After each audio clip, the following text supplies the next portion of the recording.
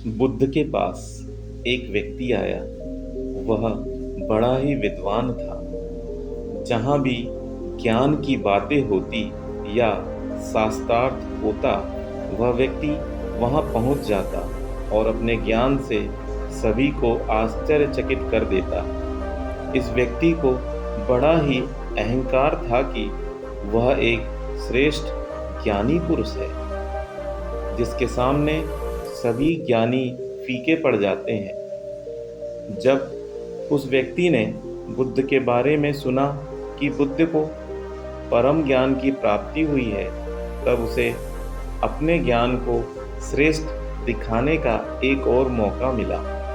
उसने सोचा कि वह बुद्ध से जाकर शास्त्रार्थ करेगा और बुद्ध के ज्ञान को झूठा साबित करेगा, जिससे उसकी ख्याति और ज़्यादा बढ़ेगी और बुद्ध के समक्ष जाते समय रास्ते में उस व्यक्ति को यह पता चला कि बुद्ध ईश्वर की बात नहीं करते, तब उसने सोचा कि वह बुद्ध से ईश्वर के बारे में ही पूछेगा। वह बुद्ध के आश्रम में पहुंचा और बुद्ध के समीप पहुंचकर बुद्ध से बोला, हे बुद्ध, मेरा नाम मोरुंगपुत है। मैं एक श्रेष्ठ विद्वान हूँ। मेरा एक प्रश्न है जिसका उत्तर आज तक मुझे कोई नहीं दे पाया। मैंने सुना है कि आपको परम सत्य प्राप्त हुआ है। क्या आप मेरे प्रश्नों का उत्तर दे सकते हैं? मैं जानना चाहता हूँ कि ईश्वर है या नहीं।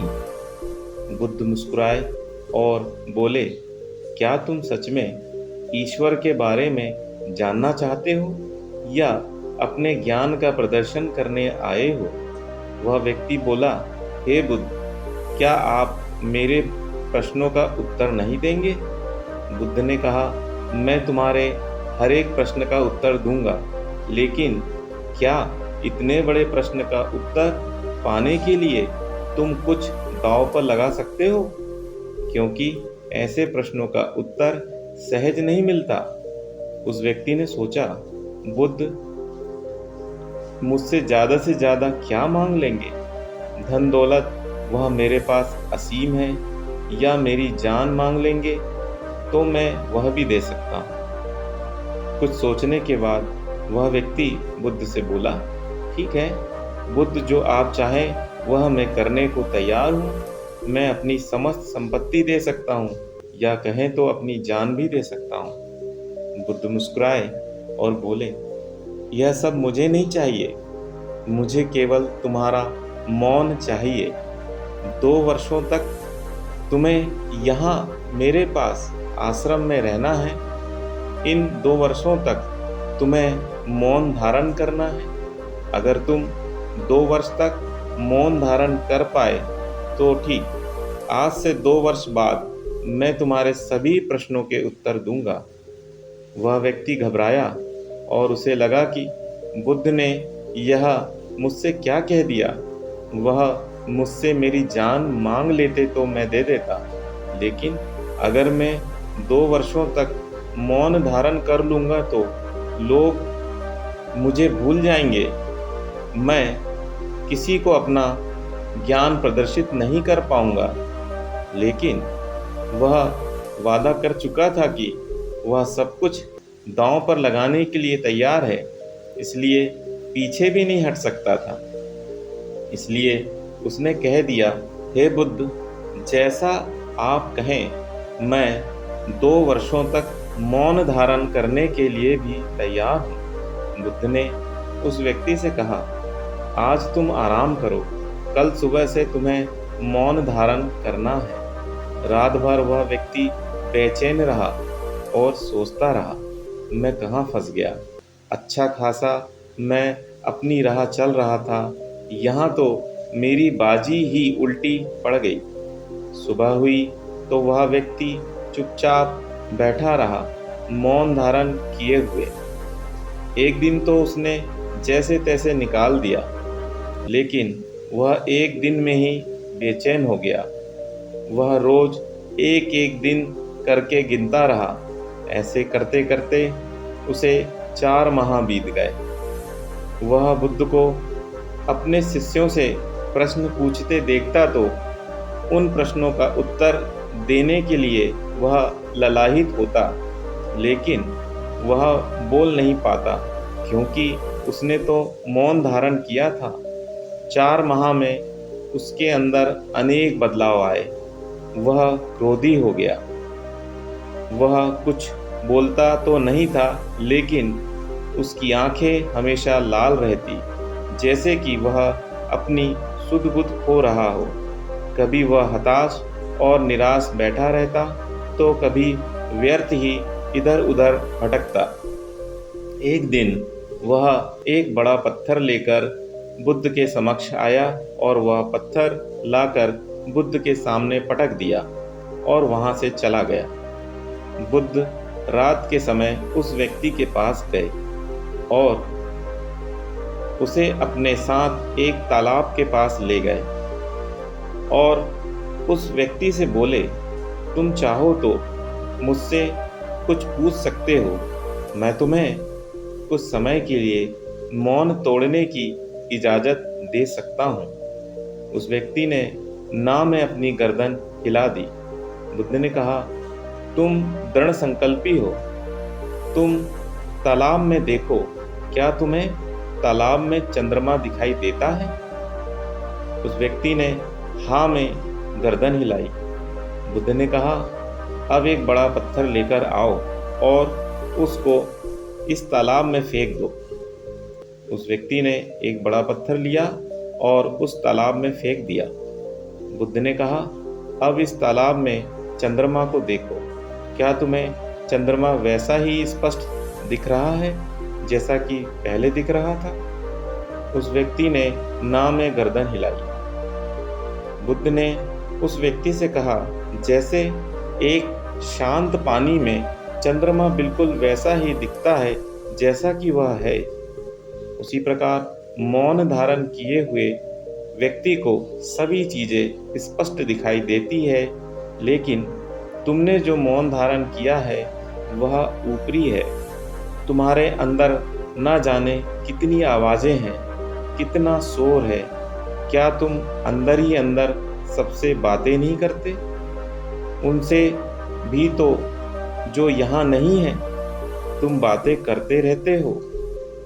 पानी में पत्थर मारने से हलचल होती है। इसी हलचल के कारण पानी में तुम्हें चंद्रमा सही प्रकार से दिखाई नहीं देता। जितना ज़्यादा हलचल होगी, उतना ही तुम सत्य से दूर रहोगे। इन 4 माहों में तुमने ऊपरी मौन धारण करके तुमने अपने अंदर जो ऊर्जा एकत्रित की है, उसे व्यर्थ क्रोध में मत गवाओ। उसे अपने शरीर में ही समाहित होने दो। अपने आप को शांत पानी की तरह बनाओ, जिसमें तुम हर परछाई को स्पष्ट रूप से देख पाओगे। वह व्यक्ति बुद्ध के चरणों में गिर पड़ा। उसके बाद उस व्यक्ति ने 2 वर्षों तक बाहरी मौन के साथ साथ आंतरिक मौन को भी साधा। 2 वर्ष पूरे होने के बाद बुद्ध ने उस व्यक्ति से पूछा, तुम्हारे 2 वर्ष पूरे हो चुके हैं, तुम जो पूछना चाहते हो वह पूछ सकते हो। 2 वर्ष के बाद उस व्यक्ति ने पहली बार अपने मुख से पहला शब्द बोला, बुद्ध। उसकी आवाज में इतना आकर्षण, इतनी करुणा थी, हर कोई उसे सुनना चाहता था। उस व्यक्ति ने बोला, हे बुद्ध, जब मैंने आपसे पहली बार प्रश्न किया था, तब मैं अपने आप को बहुत ज्ञानी मानता था, लेकिन अब मुझे पता चला कि मैं बड़ा मूर्ख था। मैंने अपने अंदर अज्ञान ही अज्ञान जमा किए हुआ था, लेकिन अब सब अज्ञान दूर हो गया है। मैं प्रश्नों से खाली हो गया हूँ। अब कुछ भी पूछने के लिए नहीं है। चारों तरफ उत्तर ही उत्तर है। वह व्यक्ति बुद्ध से आज्ञा लेकर अपनी यात्रा पर आगे निकल गया। दोस्तों, मौन एक बड़ी शक्ति है। हम सब पूरे दिन में ना जाने कितनी बातें करते हैं। हमारा शरीर जो भी ऊर्जा इकट्ठा करता है, हम उसे बातें कर नष्ट कर देते हैं। हमारे शरीर की ऊर्जा का एक बड़ा हिस्सा हम व्यर्थ ही बातों में निकाल देते हैं, और ऐसा इसलिए भी है कि हमारा शरीर अधिक ऊर्जा को संभाल नहीं सकता, इसलिए वह ऊर्जा के बाहर निकालने की प्रक्रिया को अपनाता है। अगर आप मौन धारण करते हैं, तब आपके अंदर धीरे धीरे ऊर्जा इकट्ठी होती जाती है, और जब आपका शरीर उसे स्वीकार नहीं करता, तब वह आपको क्रोध दिलाता है ताकि उस ऊर्जा को बाहर निकाल सके। लेकिन बिना चिल्लाए, बिना गुर्राए क्रोध भी आसानी से बाहर नहीं निकलता। इसलिए आप जब मौन धारण करते हैं तो क्रोध के जरिए संपूर्ण ऊर्जा बाहर नहीं आती, तब आप अपना मौन तोड़ ही देते हैं। इसके अलावा कोई और रास्ता भी नहीं है, क्योंकि यह संकल्प है और हर संकल्प ऊर्जा का स्रोत है।